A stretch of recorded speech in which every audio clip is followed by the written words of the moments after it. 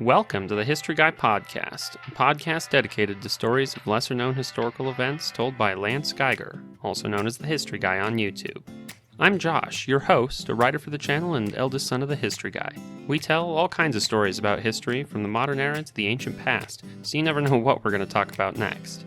One thing you can be sure of, it is history that deserves to be remembered.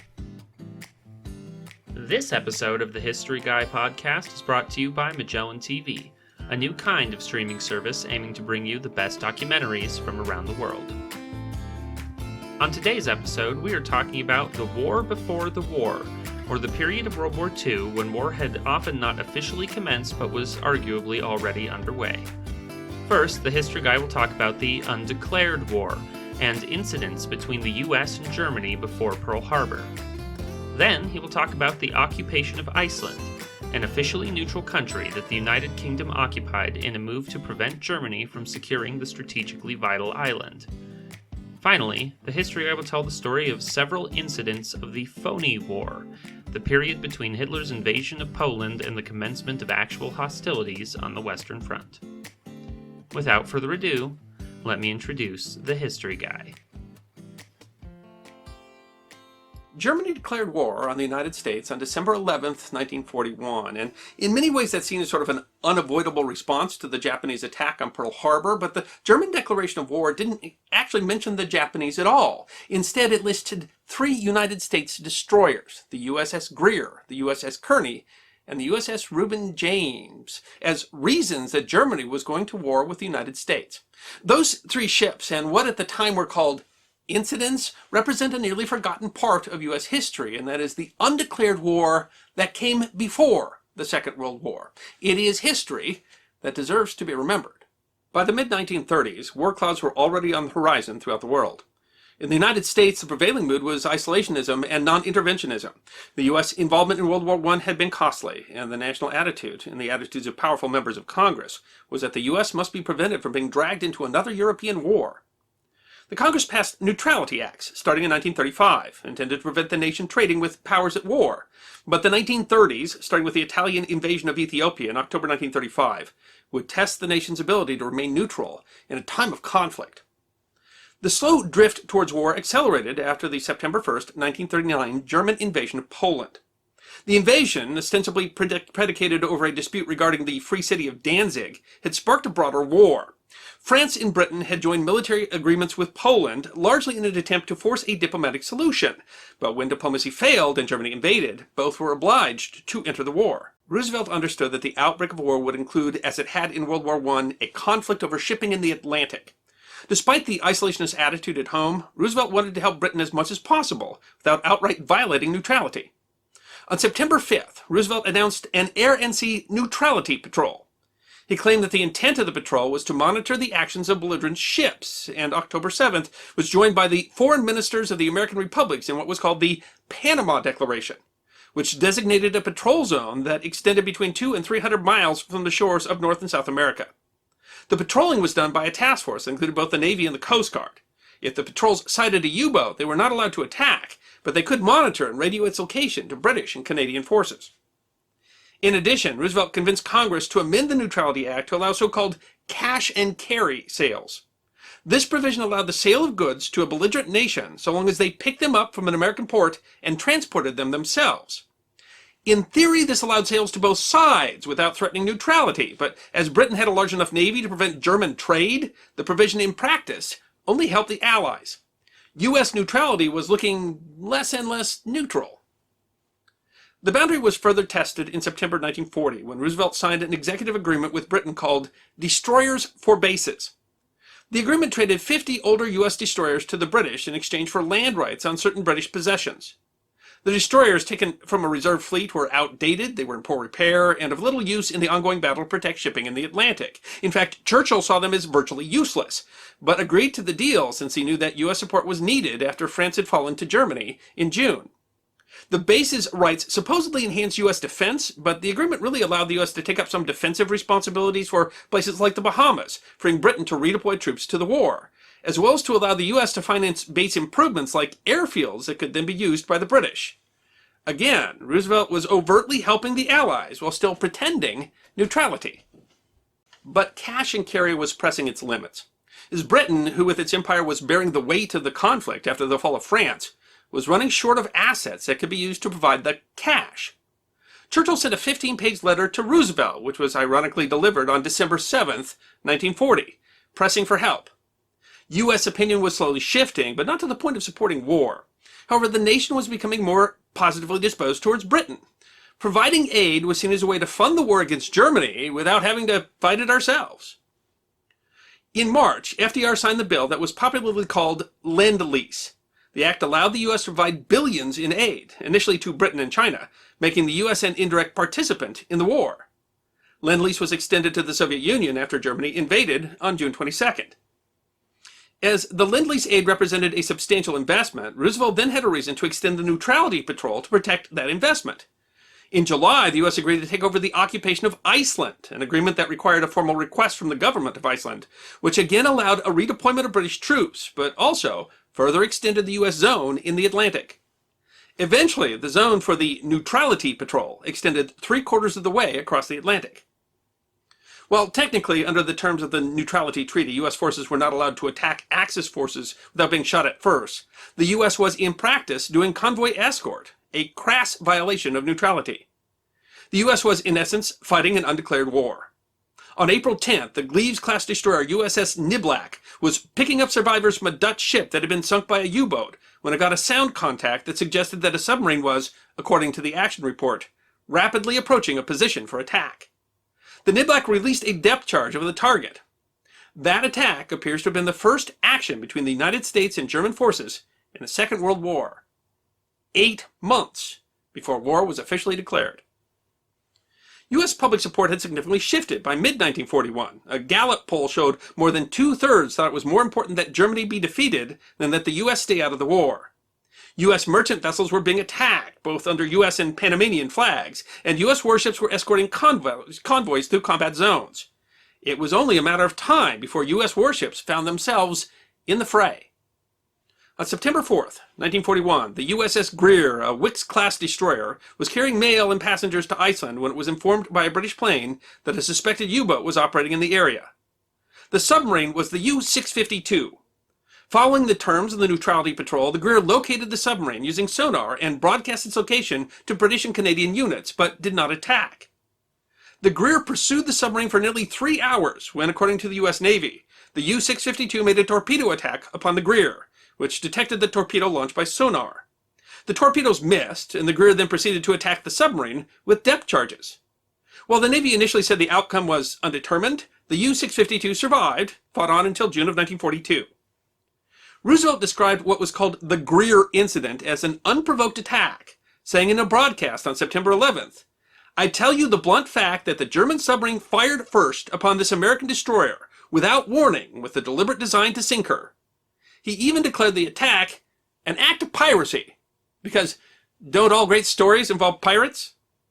The German response was to claim that the Greer attacked with depth charges first, and that the submarine fired in self-defense. It's still not proven who fired first. It's possible that the U-652 mistook depth charges dropped from a British plane as coming from the Greer, but as critics noted at the time, the Greer had pursued the submarine for nearly 3 hours before the torpedo attack, something which would normally be considered a hostile act. Still, the Greer incident led Roosevelt to declare a new policy called shoot on sight. He opined, "When you see a rattlesnake poised to strike, you do not wait until he has struck before you crush him."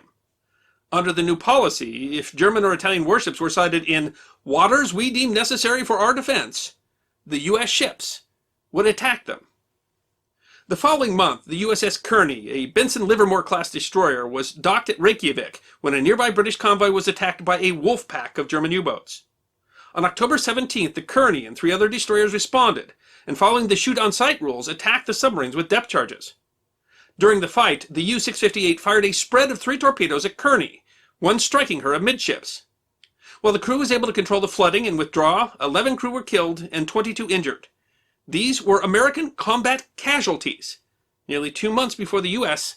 officially entered the war. 10 days later, Roosevelt addressed the nation by radio on Navy Day. He said, "We have wished to avoid shooting, but the shooting has started, and history has recorded who fired the first shot. In the long run, however, all that will matter is who fired the last shot. America has been attacked. The USS Kearney is not just a Navy ship. She belongs to every man, woman, and child in this nation. 2 weeks later, on October 31st, the Clemson-class destroyer USS Reuben James was escorting a convoy when they got a high-frequency direction finding, or HFDUF, contact indicating a German submarine.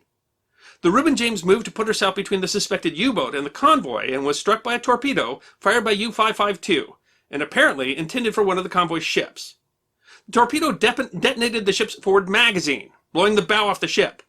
Chief Petty Officer William Bergstresser told the St. Petersburg Times, "I went topside and found that the whole forward part of the ship, including the bridge, was completely demolished and carried away." The bow section sank immediately. The stern section sank 5 minutes later. 100 members of the crew were killed, including all of the ship's officers. Reuben James was the first U.S. Navy ship sunk by hostile action in the European theater in World War II, and the worst single U.S. naval disaster since the sinking of the battleship Maine in 1898. The sinking starkly represented the fact that the Battle of the Atlantic was being fought even though war had not been declared. The New York Times noted that the sinking brushes away the last possible doubt that the United States and Germany are now at open war in the Atlantic. Folk singer Woody Guthrie immortalized the sinking in a song released in 1942. "Have you heard of a ship called the Good Reuben James, manned by hard fighting men of both honor and fame? She flew the stars and stripes of the land of the free, but tonight she's in her grave at the bottom of the sea. Tell me, what were their names? Tell me, what were their names? Did you have a friend on the Good Reuben James?" The sinking of the Reuben James emboldened those members of Congress that were pressing for war. Texas Senator Tom Connolly said, "This unjustified and dastardly sinking must be avenged." But the isolationists blamed Roosevelt. Vermont Senator George Aiken said that Roosevelt was personally responsible for the casualties. The sinking of the Reuben James might well have been that event that shifted public opinion and allowed FDR to take us to war, but the Japanese took away any need for that discussion when they bombed Pearl Harbor on December 7th. Still, the incidents with the Greer, Kearney, and Reuben James were a casus belli for Germany. In their declaration of war against the United States on December 11th, German Foreign Minister Ribbentrop cited the shots fired by the three destroyers as open military acts of aggression, and argued that the government of the United States has thereby virtually created state of war. And of course, the Germans were absolutely right. The neutrality patrol was never neutral. FDR always intended to go as far towards intervention as the public would allow without destroying this fiction of neutrality. But FDR also argued that the United States would be in desperate shape if England were to fall and the Axis were to take all of Europe and Asia, and there seems to be a fair point of discussion there. Perhaps the question shouldn't be, was this undeclared war neutral? Because obviously it wasn't. The question was neutrality ever a viable option?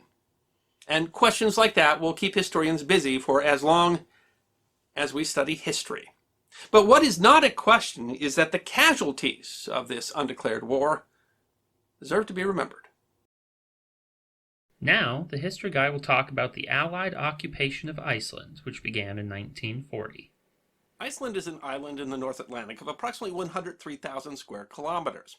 Its population of about 350,000 people today makes it the most sparsely populated nation in Europe. And in 1940, its population was just one-third that number. Iceland had gained independence from Denmark in 1918 through the Danish-Icelandic Act of Union.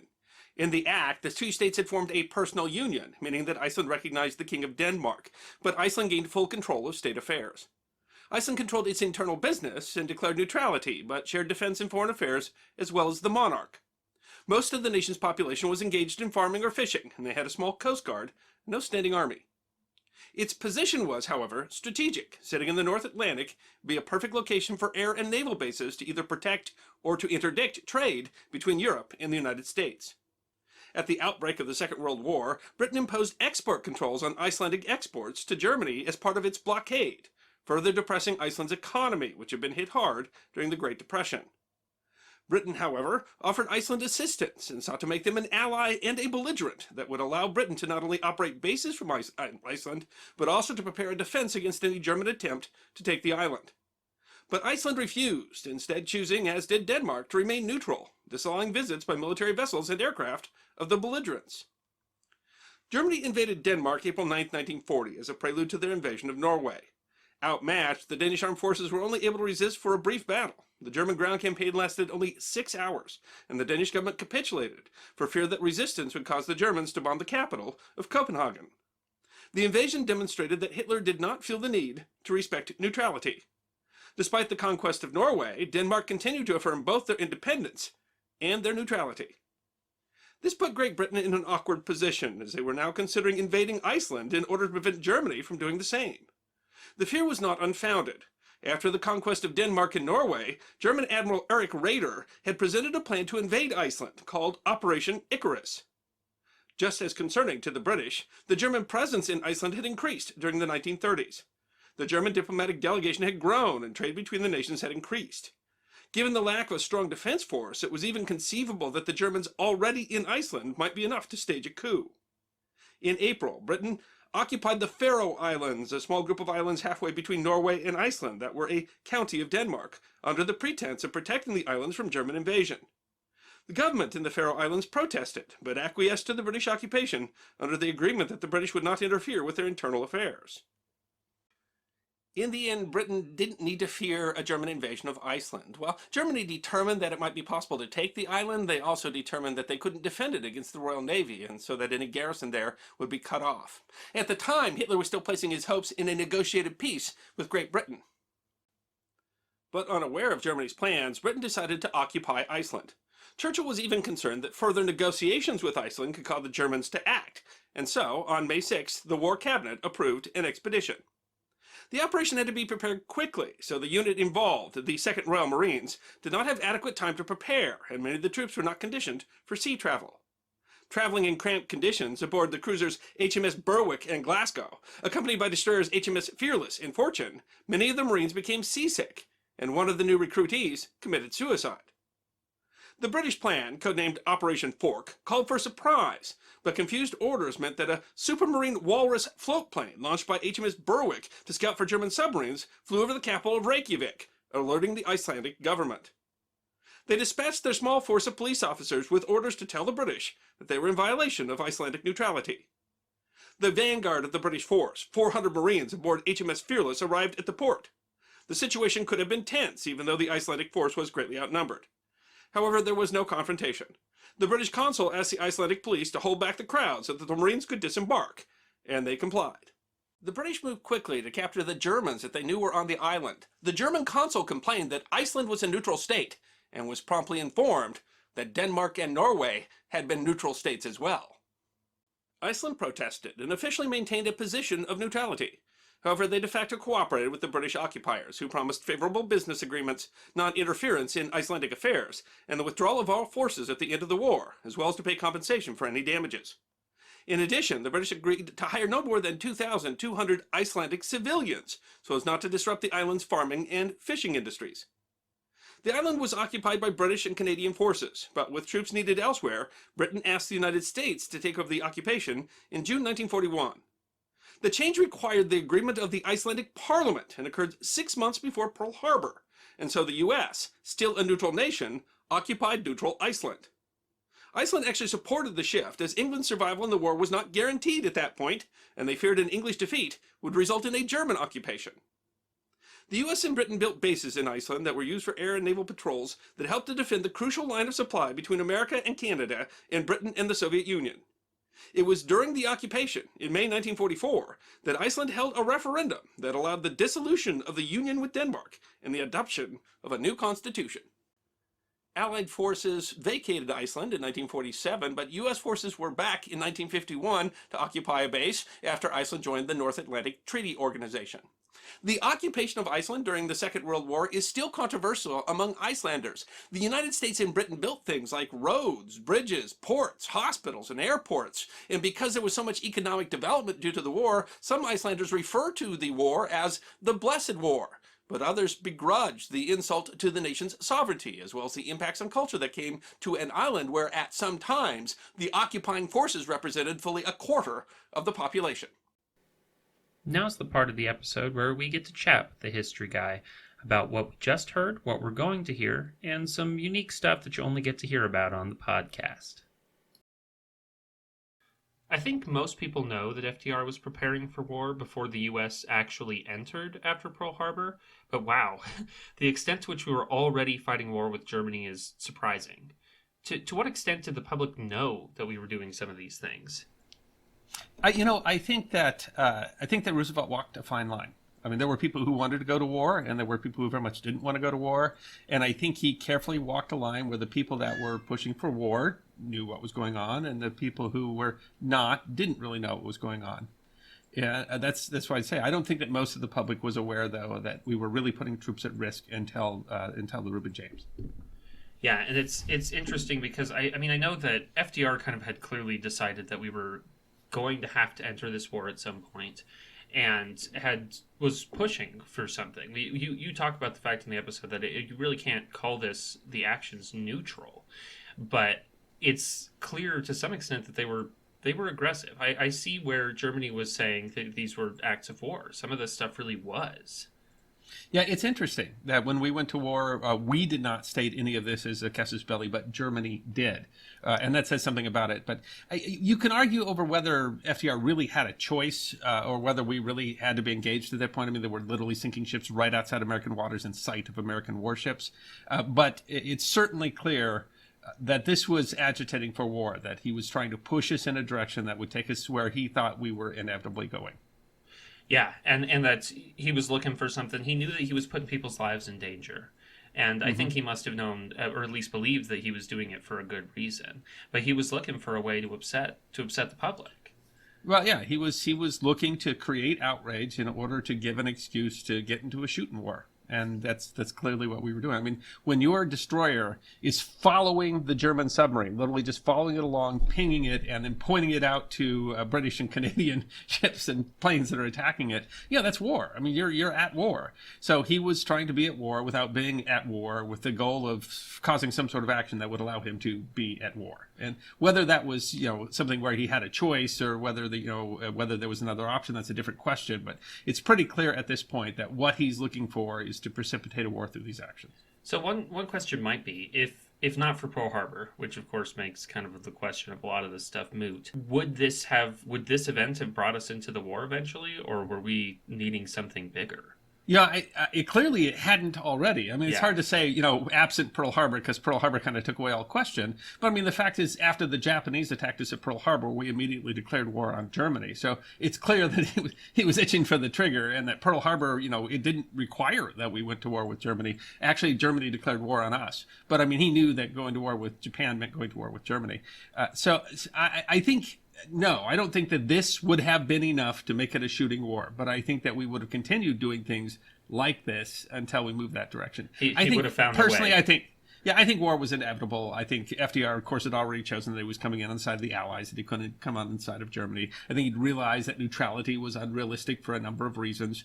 And so I think that eventually, we were going to get drawn into war. But if it happens in a way that, especially the peaceniks or the isolationists really can't blame it on FDR, that's a different story, right? So it actually turns out that when the Japanese attacked Pearl Harbor, that is exactly the sort of thing that was needed to really push the nation into action, where you really couldn't say that it was FDR.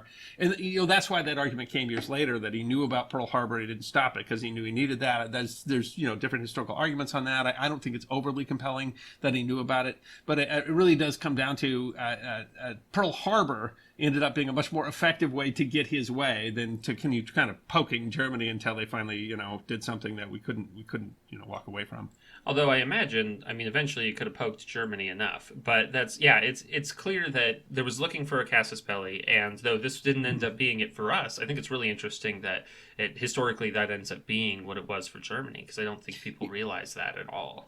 Yeah, it's interesting because could Hitler have chosen differently? Could Hitler have taken the U.S. declaration of war against Japan and not declared war and tried to continue to push for peace and force the United States to continue to have to do something until they can get an excuse to attack Europe? I don't know.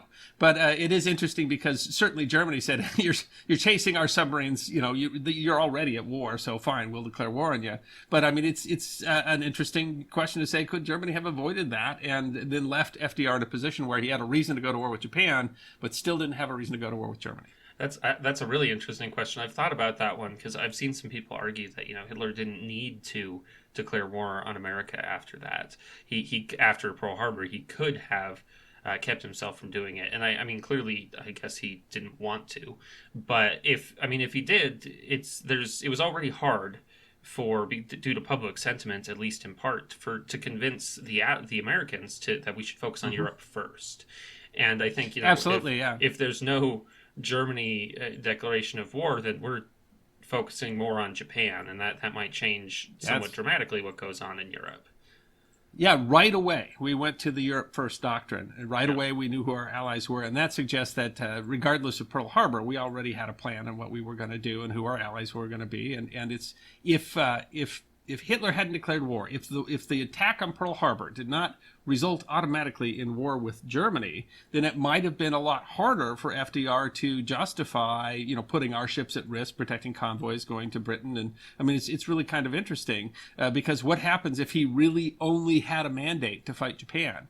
And still did not have a mandate to fight Germany. So it's an interesting point in history. But part of it, and that's kind of what I'm talking about at the end, part of it is that the war was such a large event that even the isolationists, even the people that were upset after the First World War, that really the United States couldn't continue to just pretend that they weren't part of this war, weren't part of world events.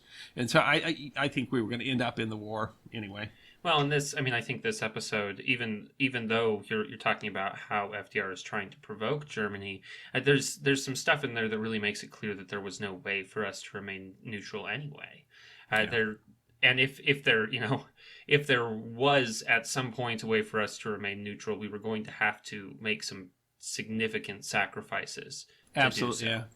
Same is true in the Pacific. By the way, there's a lot of argument that our oil embargo drove Japan to have no choice but to attack Pearl Harbor, because they had to go to South. All those arguments. I mean, in the Sino-Japanese War going on, it was pretty clear in the Pacific that, we couldn't sit it out, that we couldn't just watch and just see where things went and see what happened afterwards.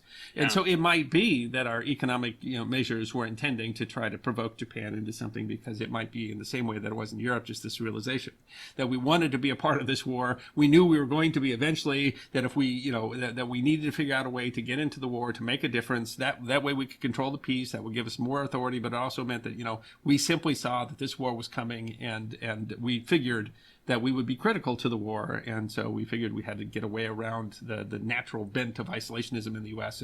and find an excuse to enter war. That's an interesting question. And did Roosevelt have that in mind? Did Roosevelt have that in mind when he ran for office? Was Roosevelt thinking that? It's hard to say. At what point did we make a decision?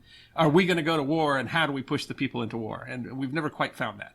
But it certainly feels like when you look in both actions in the Pacific and the Atlantic, at least there was an understanding that war was inevitable at that point, by the time we were essentially fighting a war without declaring war. Yeah. And on that note, I can't imagine that most people today have any idea that America occupied Iceland months before Pearl Harbor. And people still wanted neutrality. That's a point where it's really impossible to argue that we were behaving neutrally. That was clearly an action in support. It was clearly to help the British. But it's such a bizarre scenario. We weren't at war. Iceland wasn't at war. We didn't want to occupy Iceland. Iceland didn't want to be occupied, and we came up with an agreement where Iceland asked us to occupy Iceland in a war that neither one of us had entered yet. And that's just a strange historical event. And I don't think that most Americans realized that was going on at that time. Yeah, it was a global war, and we talk about that with a lot of countries in World War II, where they're in Europe and elsewhere, that it was difficult to remain neutral, even for forces, like Iceland, who was not as not in the position of the U.S., where you think, you'll be able to materially affect what the war will. That Iceland didn't have the same strategic goals or anything like that, and yet it's pretty clear that it was going to be impossible for them to remain neutral. Yeah, its strategic position astride the North Atlantic Sea lane simply made it impossible. Someone had to control that. That was a participant in the war. But honestly, the Low Countries didn't want to participate in the war. Denmark and Norway didn't want. Norway tried to remain neutral, even though it ended up being impossible. So there were lots of countries that didn't want to be a part of this war. They were just in the way. between the major combatants. And that's why Belgium, and that's why the Netherlands, and that's why Norway and Denmark. I mean, Norway and Denmark had to fall in order to preserve the iron ore that was coming from Sweden, but Sweden managed to maintain neutrality. Yeah. Switzerland, simply because they're in the middle of the mountains, was able to maintain neutrality, but only a kind of neutrality, because it was a neutrality that was based on they knew they were surrounded by Axis powers and they knew they couldn't take them off or they would get invaded. So, I mean, there were only a few nations that, because of their geography, were able to somehow maintain some bit of neutrality, and even then was kind of controlled, and they were still powerfully impacted by the war. And there were lots of countries didn't want to be in this war that were drawn into it. Mexico's another example. Mexico really did not believe in foreign wars. They were very much mistrustful of the United States, and yet the Mexican ships sunk in the Gulf finally put them in a position that they knew they couldn't stay. That was true of much of South America as well. There were nations that were trying to remain out of the war that ended up in war. And of course, Brazil ended up sending troops into the war because even in South America, you just couldn't maintain neutrality. It was just affecting the world and world commerce and world markets and world oceans just too much for nations to stay out. So there wasn't a lot of neutrality. And no. Even Costa Rica actually declared war during the Second World War. And that's amazing, because those are places you wouldn't even think. But I mean, there was actual combat, I think, in a lot of places that people don't think about. I mean, there was fighting in the Middle East and Central Asia and places that I think people kind of forget about, because we essentially have the two main theaters that we think about, Europe and the Pacific. But I mean, there was fighting all over the place. And you're right that, Sweden and Switzerland, for instance, were able to maintain neutrality, but it was clearly, I mean, an Axis-aligned neutrality. Yeah, it was a neutrality that was realistic about the nations around them. And others, Estonia did not want to be in the war. Estonia ended up being, just in the middle of Russia and Germany. And then when Russia and Germany were allies, and then when Russia and Germany were enemies, and Estonia just got stomped on all around. And it wasn't their choice. It's just that they were in the way. And so, I mean, there weren't a lot of places in the world that could keep neutrality. And you're right, all around the world, in places that you wouldn't necessarily expect, that the conflict was drawing them in. So the China, Burma, India theater, which is also thought of as a lesser thought of theater, but I mean, a massive fighting going on there in a way that's, Chinese War was the start of World War II, before World War II, and fighting, everywhere in the world, stuff spread out where you would not have guessed that it would have, and even places North and South America end up then being drawn into it. So could the United States have stayed out? Probably not. And if the United States was going to be drawn in, at what time did FDR and his administration figure that out? And then how much were the actions that came up leading up to the war, them either appreciating the reality that we couldn't stay out of war, or them literally trying to provoke a way to enter the war? I mean, it's interesting. Those questions haven't been fully answered by historians, exactly where the administration was on that.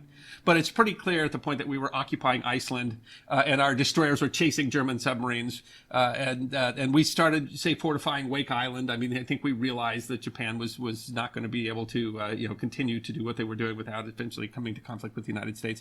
I think it's pretty clear that in the year prior to the war, that we were acting as a nation that knew that was going to war. And if you even go back a little bit farther than that, Carl Vinson, I mean, the reason the U.S. Navy was so huge during the Second World War was all appropriations that occurred before the war occurred. We were putting those ships out much faster than you could have if we didn't start building them until after Pearl Harbor. So we were already going to war, and these were just the events that were moving us that direction.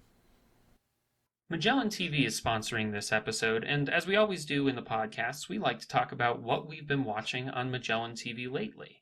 And I think that this time we were talking a little before the podcast, and we actually watched on accident the same video, and I think that it makes sense because of how interesting this one was. So do you want to talk about that a little bit first? We're talking about a show called Tobago, 1677, which has to do with the Franco-Dutch War and efforts by the French to take Tobago from the Dutch, to take away all the Dutch colonies in the Caribbean.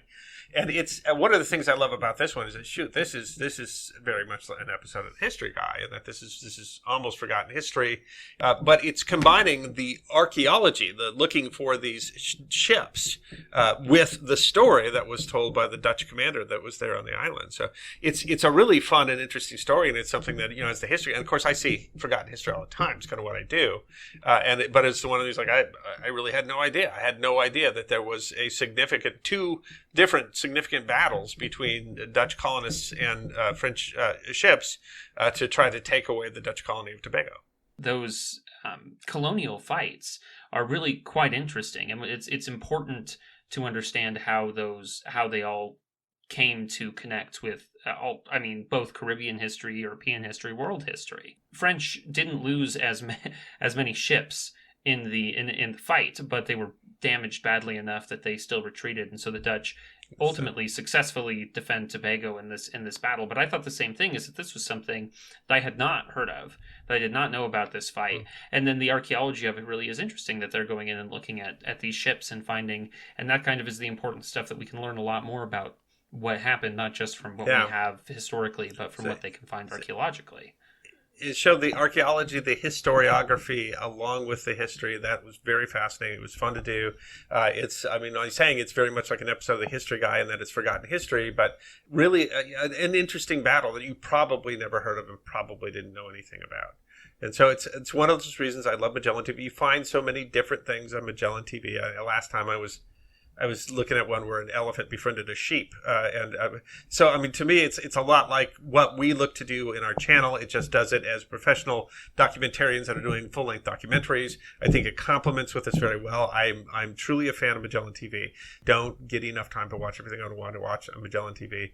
And I've never seen a documentary on Magellan TV that wasn't a winner. Every single one I've gone to, I'm like, wow, that was really good.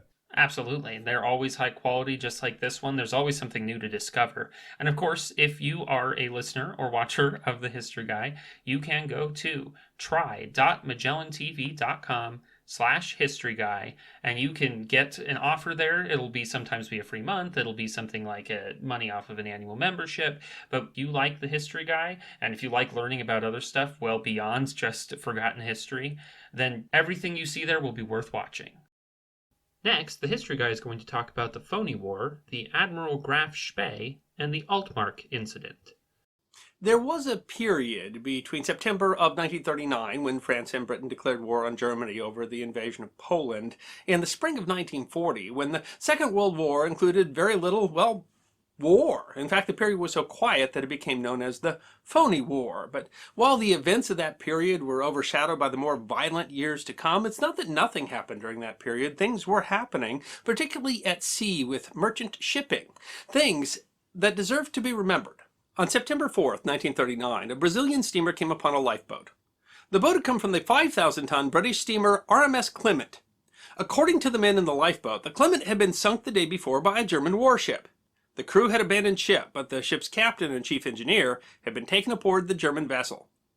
On October 22, 1939, Captain J. Edwards of the cargo vessel MV Trevannion was off the coast of southwest Africa en route from Fremantle, Australia to Swansea, Wales. Lookouts sighted a ship. It was a warship, but it was flying the French tricolour, so the captain was not worried. But the ship ordered him to heave to and make no signals. Sensing that something was wrong, he had the radio man issue a distress call, and at that the ship lowered the French flag and raised a German one. A German boarding party removed the crew of the Trevannion, and the ship was sunk. Around noon on December 2nd, 1939, the 10,000-ton Blue Star Line steamer Doric Star was some 600 miles from the island of St. Helena when a heavy shell splashed into the sea less than 100 yards off. The Doric Star had been outfitted with a 4-inch gun at the start of the war for anti-submarine defense. But before they could bring it to bear, the lookout identified the ship shooting at them as a battleship. It would have been suicide to try to fight it with their small gun. A launch came from the attacking vessel with a boarding party, and the crew were given 10 minutes to collect life vests, eating utensils, and belongings, and were removed to the German ship. The Doric Star was sunk with a torpedo. They found that the German ship was crowded with other British merchant mariners, all victims of the same German commerce raider. But the next day they met up with another ship, a German tanker called the Altmark, and many of those merchant mariners were moved to the Altmark, although senior officers of the Doric Star and other vessels, like the captain, the first officer, the chief engineer, were kept aboard the warship. The ship was large, mounting 11-inch guns. Officially a Panzerschiff, or armored ship, it was of the type the British referred to as a pocket battleship. It was the Deutschland-class vessel, Admiral Graf Spee. Hitler wanted Britain to agree to a separate peace, but Britain was insisting that he first remove his troops from Poland. Hitler was trying to push Britain to the peace table without provoking them further, so he had instructed his navy to begin commerce raiding on British merchant vessels. However, he had them do so under prize rules, which meant that before sinking a vessel, they had to evacuate the vessel's crew and ensure their rescue. But the Admiral Graf Spee's days were numbered because the Doric Star had been able to radio its position before it had been captured, and from that information, a British squadron had been able to define where the pocket battleship would go next.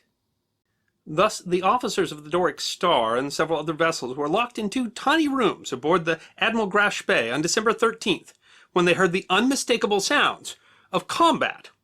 The Admiral Graf Spee had run into more than a merchant vessel. In fact, Admiral Graf Spee was in the first significant naval battle of the Second World War, the Battle of the River Plate, engaged with 3 British cruisers, the York-class heavy cruiser HMS Exeter, and 2 Leander-class light cruisers, HMS Ajax and HM Achilles of the New Zealand squadron. While the Deutschland class had been built to outgun any cruiser fast enough to catch it, Captain Hans Langsdorff had initially thought he was being engaged by destroyers. By the time he realized his mistake, he was in a fight with 3 cruisers. It was a bruising battle. Although their own lives were in danger, Captain Stubbs of the Doric Star and other merchant mariner officers reportedly cheered each time the British vessels scored a hit on the Admiral Graf Spee. Exeter was badly damaged, but the Admiral Graf Spee was doomed. A shell from Exeter had destroyed the Graf Spee's raw fuel processing center, leaving her with only 16 hours of fuel. With no friendly port in reach where it could make repairs, the Admiral Graf Spee could not make it home. The captain of the Achilles was surprised when the Graf Spee turned away, thinking the ship could have finished them off with Exeter nearly disabled. In fact, Langsdorff had surveyed the damage to his own ship and determined that it was no longer seaworthy. In a decision still questioned to this day, he made smoke and ran for the neutral port of Montevideo, Uruguay. By the rules of neutrality, a warship was only supposed to be allowed to stay in a neutral port for 24 hours, but Uruguay gave Langsdorff an extra 72 hours. Still, by treaty, if he stayed longer, his crew and ship would have to be interned for the rest of the war. Under orders not to let his ship be interned, Langsdorff, mistakenly convinced that the British had brought an overwhelming force to meet him, took the damaged Admiral Graf Spee to sea and scuttled the ship. The merchant marine officers that had been aboard the Admiral Graf Spee were released in Montevideo. Captain Langsdorff and his crew were to be interned for the remainder of the war, although Langsdorff himself committed suicide on December 19th. But the ordeal was not over for the rest of the crew of the Doric Star and other British merchant vessels, because nearly 300 British merchant seamen were still aboard the Altmark, which had been the supply vessel for the Admiral Graf Spee. One of those seamen was William Melville Evans, who was the 3rd mate and navigator of the Doric Star. At first, the prisoners thought that the crew of the Altmark would drop them off with a neutral ship, but they didn't, apparently afraid that if they did, the neutral ship would give away their position. One day the prisoners noticed that the crew of the Altmark grew excited. They painted the ship and they made alterations that appeared to be designed to change the ship's profile. The prisoners weren't told, but the Admiral Graf Spee had been sunk, and the Altmark was now on its own. Melville Evans had managed to take a chart from the bridge of the Doric Star before going aboard the Admiral Graf Spee, and while the Germans confiscated all navigational equipment, he managed to keep the chart and an almanac hidden by folding it and stuffing it down his pants.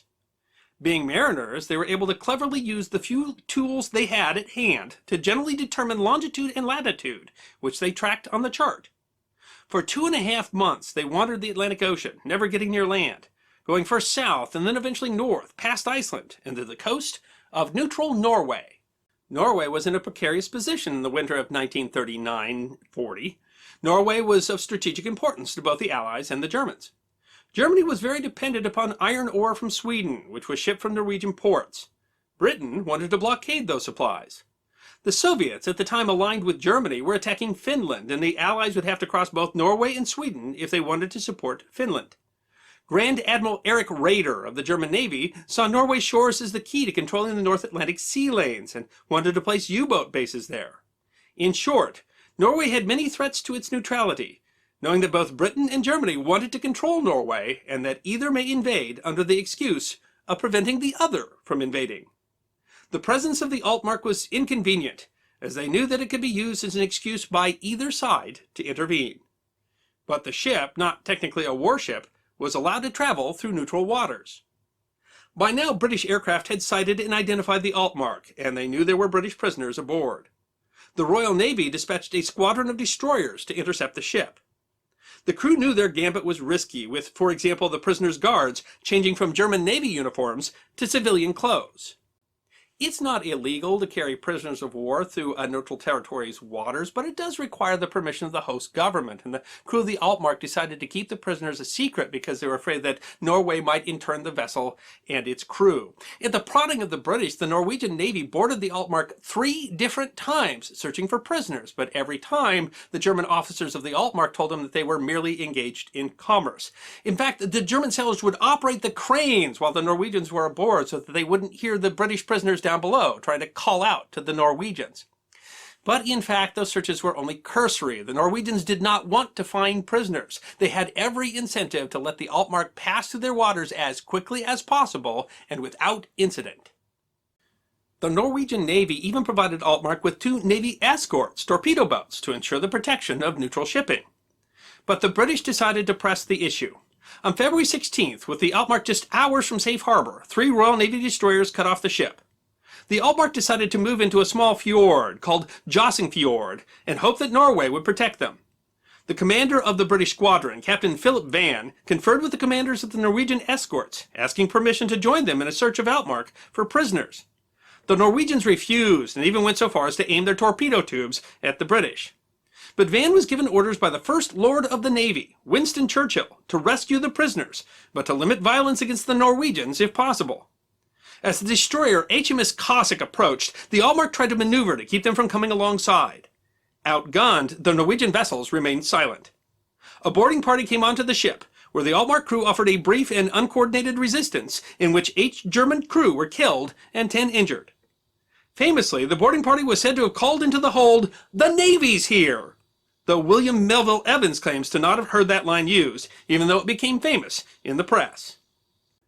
Both Norway and Germany protested what they saw was a crass violation of Norwegian neutrality, but Britain argued that the Altmark had gone hundreds of miles out of its way to travel through Norwegian waters, which would be an abuse of neutrality, and that they had lied about having prisoners on board. In fact, Melville Evans' chart was used as evidence to prove that there were prisoners on board all along. And while the legal argument about whether the British acted properly in the Altmark Incident has really got evidence on both sides, what is unquestionable is that the Altmark Incident moved up the German timetable to invade Norway. Hitler always planned to invade Norway, but commanders later argued that the Altmark Incident convinced him that the Allies would not respect Norwegian neutrality and caused him to move up his plans for fear that the Allies would act first. The German invasion of Denmark and Norway in April of 1940 marked the end of the phony part of the Second World War. The official explanation from Germany was that they invaded Denmark and Norway to protect their neutrality from an Anglo-French invasion. So it's always interesting to me to look at parts of history like this because we don't talk about it. I think that from our position in history, we can look back at World War II, and then after 1939, when he invades Poland, or even before that everything kind of seemed inevitable.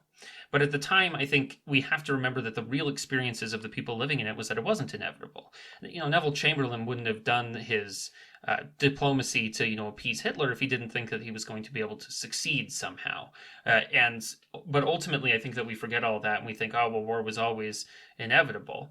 But I think that we forget that there was always a chance of a separate peace with England, and in that period after Poland was invaded, but before Germany had invaded France, it wasn't 100% clear that this was going to be that a huge global war was going to be the inevitable conclusion.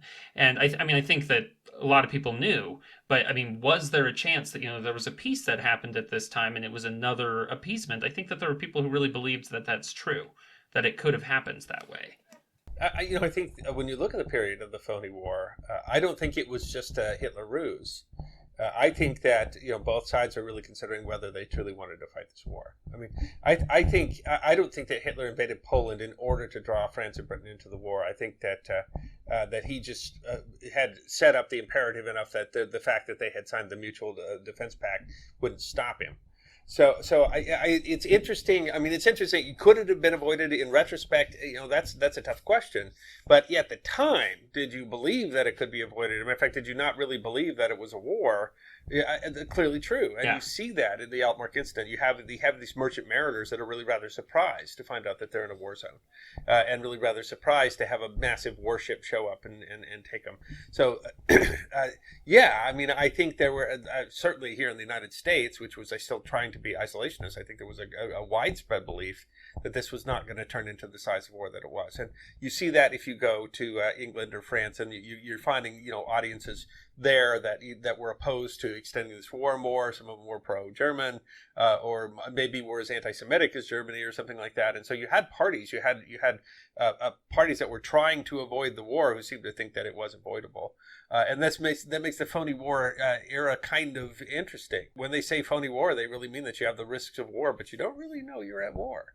And nothing's really going on because no one seems to really have enthusiasm for war. There's clearly a reason why when after Poland was invaded, that there was very little. France and England didn't open up a second front, which was what Poland.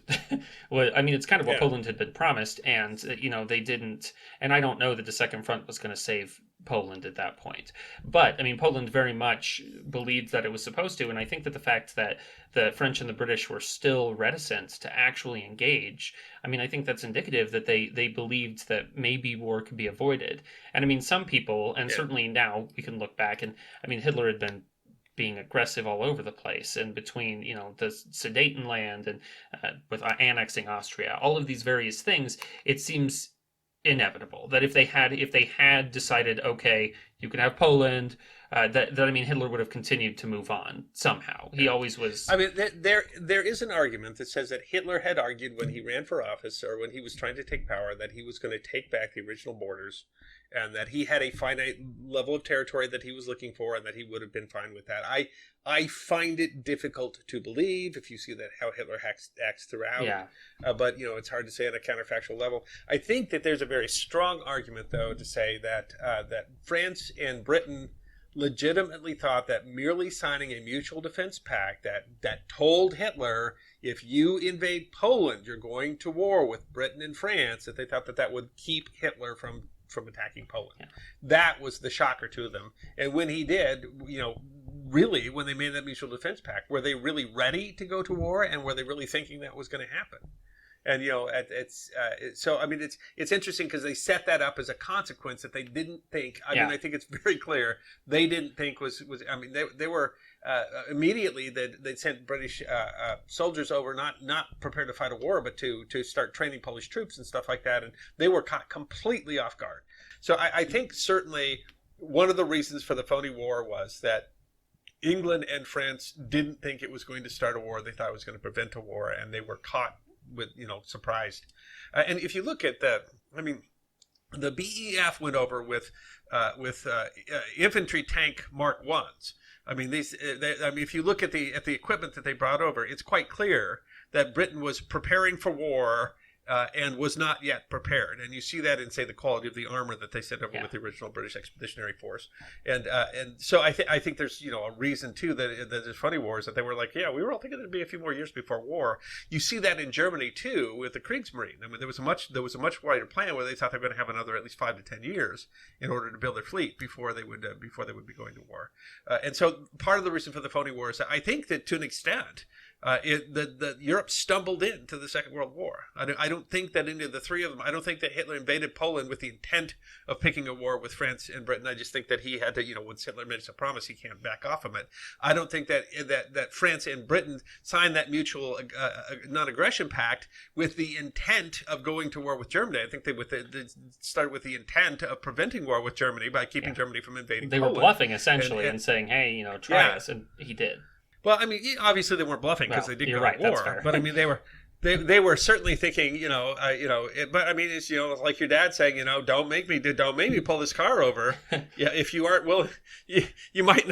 When the kids keep acting, you got to pull the car over, or you're not a very good dad. But you're like, gosh, I really didn't want to pull the car over because I wanted to. We need to get down the road. So I think they were like, don't do that, Adolf, and they really did not think that he would, and I think they were shocked that he did.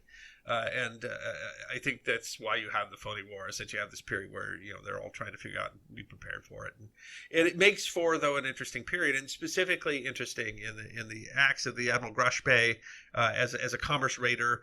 Once the war gets going, it's very difficult for those commerce raiders to succeed out on the ocean because they're being hunted down so quickly, and it's an interesting period because of the merchant mariners that have been captured were not prepared for that, did not really see what was coming. The Grushbay's out there kind of on its own, and they don't really know what they're going to do. And then, of course, when the Grushbay is destroyed, then the Altmark is stuck, trying to figure out how it's going to get back. And I mean, it all makes for a very interesting story. Yeah. And there were lots of YouTube videos on the Grushbay, on the Admiral Grushbay, and the Battle of the River Plate. And I really wanted to. River Plate, I guess it's. I really wanted to take something a little differently, and I really wanted to write this from the perspective of those mariners that were captured, because that's such an interesting story for them. I mean, that they have no idea really what's going on. They didn't really realize even they were at war when they were put in the ship, and they were actually incredibly resourceful.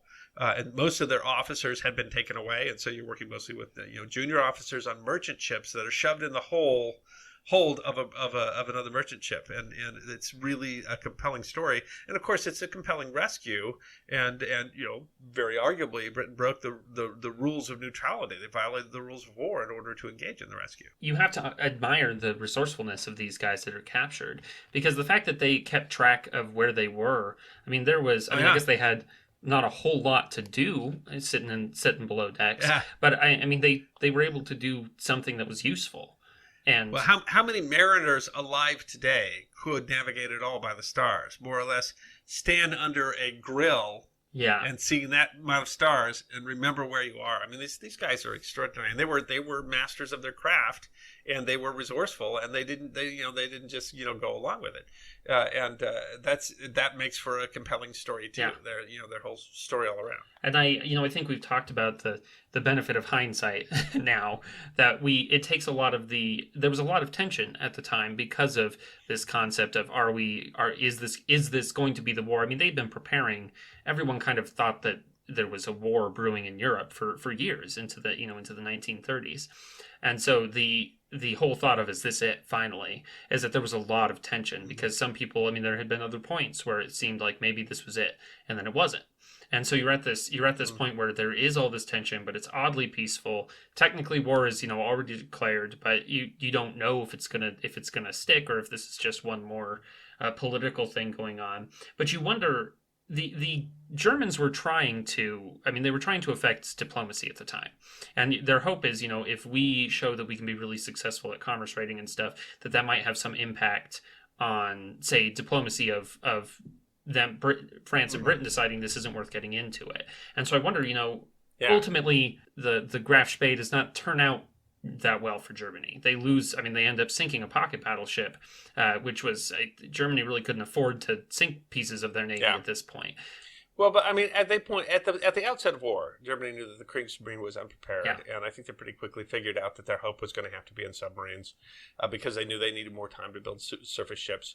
So, I mean, I think that they sent those commerce raiders out on one-way missions, and they knew they were eventually going to get tracked down. But also, the Graf Spee, which was by all accounts just a beautiful ship, and I mean a very modern ship for its time, you wouldn't think that a commerce raider operating at that time was going to materially affect the economy of Britain.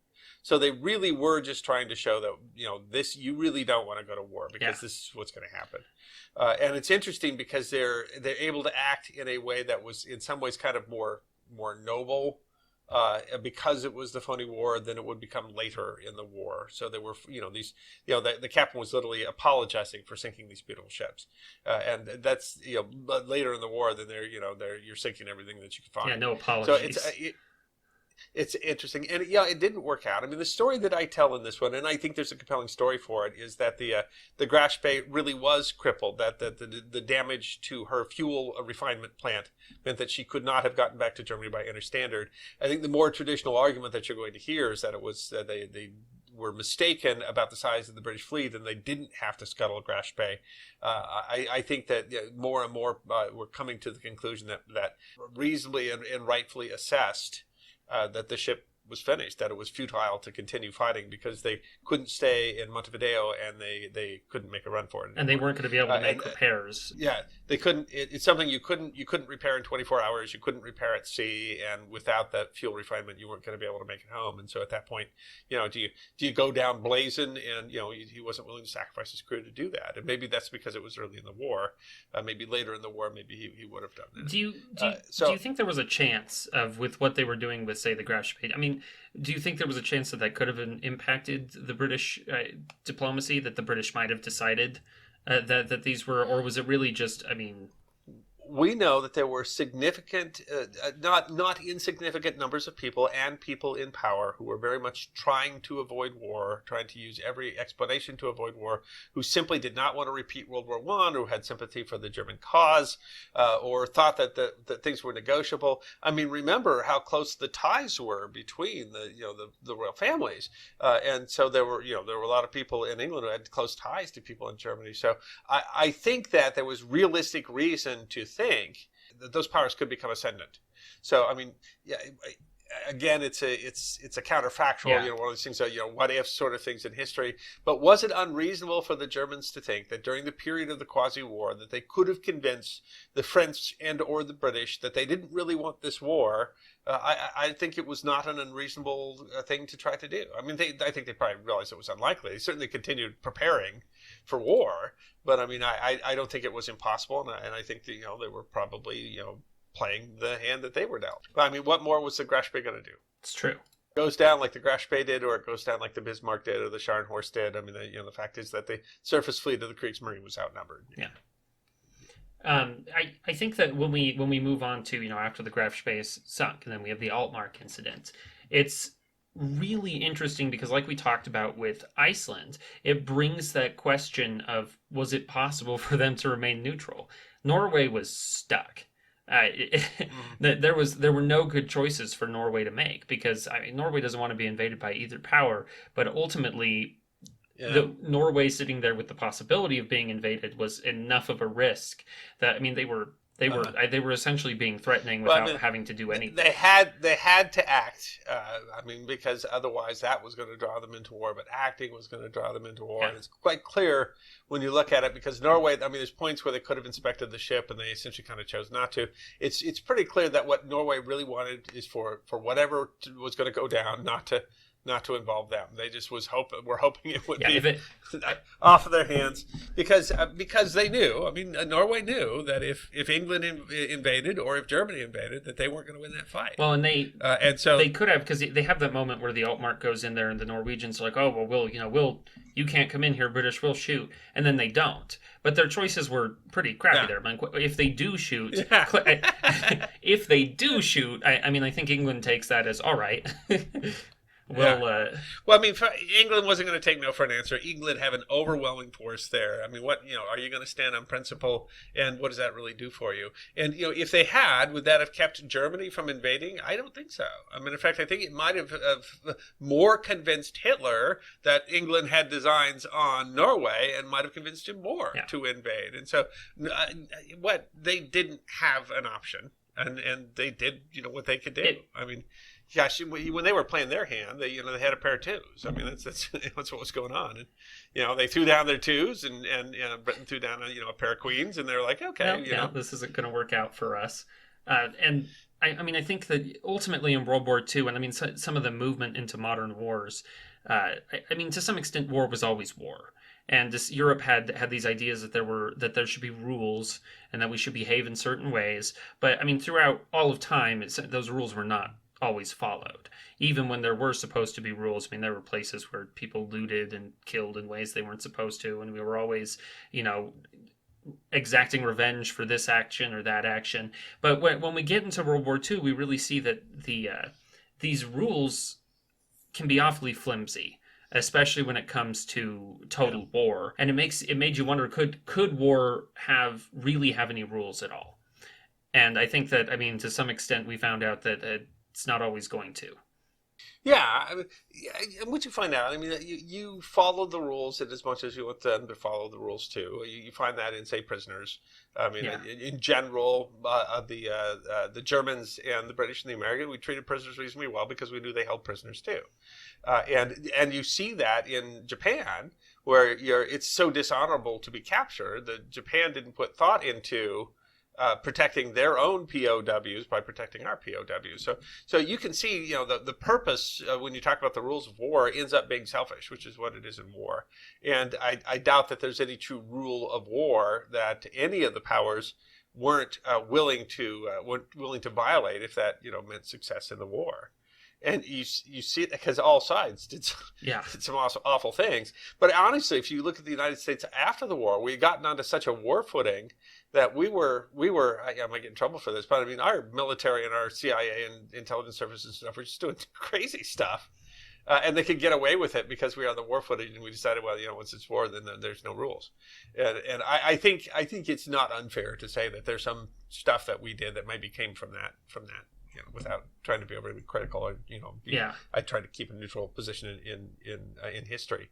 No, I mean, is there any rule of war that so sticks that someone's not going to break it in war? No. And you see that in the Second World War. You see things that are that are supposed to be rules of war that were violated, wherever it made a difference and was convenient. But you do see, for most of the nations, a sincere effort to best they can follow the rules of war. Largely because, partly maybe because there's still humanity in war, but largely because they know that the other side is thinking the same thing, and it's to your own protection that you follow the rules of war, because then that makes it more likely that your enemy will if you would put in that position. That's a good argument, and you're right. I mean, for the most part, with POWs and stuff like that, they did follow at least some semblance of the rules of war, but it also did. I mean, clearly with Norway, people were willing to cross those lines if they had to, and that you could yell about it diplomatically, but especially as we get further and further into the war, it stopped being about diplomacy. Yeah, it is. It is. Well, you can look at Britain's thinking there. Are they going to let 300 men just go into, internment for the rest of a long war that they can prevent it over, what seems to be at that point a traffic violation? Yeah. And especially when they simply have the force there to do something about it. And was there any entity in existence that was going to hold them to that standard? They knew the United States was not going to, as much as the United States was supporting them at the time, was not going to abandon them over rescuing the sailors. And so I really, what you find out is it's like any other rule. You look at the consequences of breaking it, and if the advantages outweigh the consequences, then there's a very good chance that you're going to break the rule. And when you think about it from the other perspective too, is that you want the other side to respect it as well. That's less. It's not like there's prisoners here and you're mistreating prisoners. What did the British really sit and think through? Well, where could the same thing be happening to us, and we would want the Germans to have acted or behaved or whatever. So I think they saw little consequence. They saw overwhelming force. They certainly knew that it was important to morale. They understood the importance of the situation, and they made a calculated risk.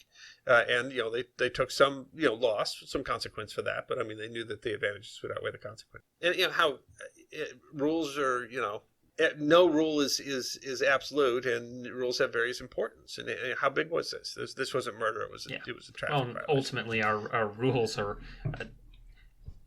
made up. We put these rules in place, and there's. But what if it actually came down to killing Norwegian sailors? What if we had to sink a Norwegian ship in order to take it? And it wasn't pushed to that situation. I think at least Norway was afraid that they would have sunk the ship, because they and it would have been fruitless for them. It wasn't like their ship was large enough to do anything about it. And so I think certainly, do we know what the British would have done? I know that it seems quite clear that the Norwegian Navy at least credibly believed that England would be willing to commit an act of war to rescue that ship, and so didn't. And how committed were they to it? This is we did an episode on outlaws the other day, and when the lynch mob comes and the deputies there protecting the guy that they think is guilty of the crime. I mean, how much will you really throw your life on the line? Or were you like, well, I'm not supposed to let you do this. Yeah. So, put your gun on me or something so I can put my hands in the air. But I mean, so how, were there any sailors there in Norway really wanting to risk their life over making sure that German got to keep these merchant mariners in this boat? And I would imagine that they weren't overly committed to it. So I mean, they were stuck in where they had to oppose it, but I mean, what were they going to do? And I doubt their heart was in it. I have to say, I doubt that there was a really, really powerful feeling on any of those ships that say, this is what I want to lay my life down for.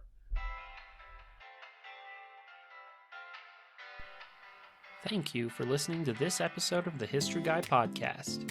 We hope you enjoyed these stories of forgotten history, and if you did, you can find more on our YouTube channel at The History Guy, History Deserves to be Remembered. We will continue to release podcasts every other week, so stick around if you want more podcasts on forgotten history. You can also find us on our website, thehistoryguy.net, as well as on Facebook, Twitter, Instagram, Rumble, and Patreon. You can even get a personalized message from the History Guy himself on Cameo.